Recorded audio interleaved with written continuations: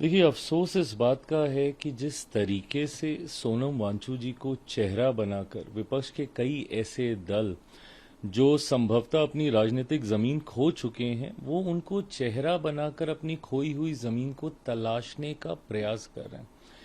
एक व्यक्ति को आपने वहां पे अनशन पे आपने बैठा दिया, जो दिन रात अपनी गिरते श्वास को लेकर चिंताएं सब में है। हम सब उनके स्वास्थ्य को लेकर चिंतित हैं, न्यायालय उनके स्वास्थ्य को लेकर चिंतित है। आज अगर एक ऐसी कार्रवाई करनी पड़ी दिल्ली पुलिस के द्वारा, क्योंकि कतई कोई नहीं चाहेगा कि हमारा देश सोनम वांगचुक जी जैसे व्यक्तित्व को ऐसी परिस्थिति, ऐसे हालातों में हम लोग उनको खो दें, ये कोई भी ऐसी कल्पना नहीं कर सकता।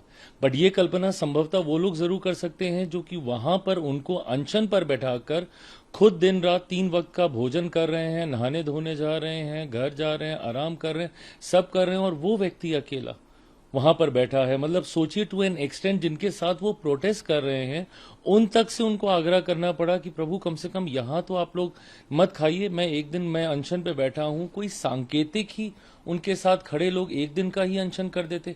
जितनी पर्सनालिटीज जा रहे हैं, जितने तथाकथित सेलिब्रिटीज जा रहे हैं, क्या कोई 1 घंटा भी उनके साथ सांकेतिक तौर पर अनशन करने की सोच के साथ बैठा? सब सिर्फ फोटो अपॉर्चुनिटीज के लिए गए। हर कोई सिर्फ अपनी राजनीतिक जमीन का विस्तार करने की सोच के साथ, राजनीतिक रोटियां सेकने की सोच के साथ गया। एक व्यक्ति मुझे बता दीजिए जिसने उनके स्वास्थ्य को लेकर चिंता की। आज यकीनन जबरन हम लोगों को दिल्ली पुलिस के माध्यम से न्यायालय की भी चिंता नहीं है। हम नहीं उनको इस हालत में देख सकते, और कई बार जबरन तरीके से इन चीजों को अगर करना पड़े आपके स्वास्थ्य को देखते हुए।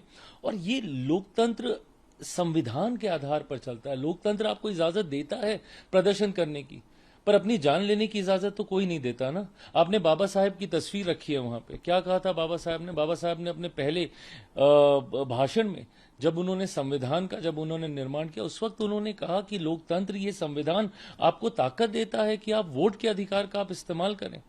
आपके पास आज विकल्प हैं। जब तक देश गुलाम था, समझ में आता था आपको अनशन करना पड़ता था, आपको आंदोलन करना पड़ता था, आपको ऐसे माध्यमों का इस्तेमाल करना पड़ता था। आज की तारीख में जब आपका संविधान आपको वोट का अधिकार देता है, मत चुनिए ना फिर ऐसी सरकार को अगर जिस पे आपको भरोसा नहीं है।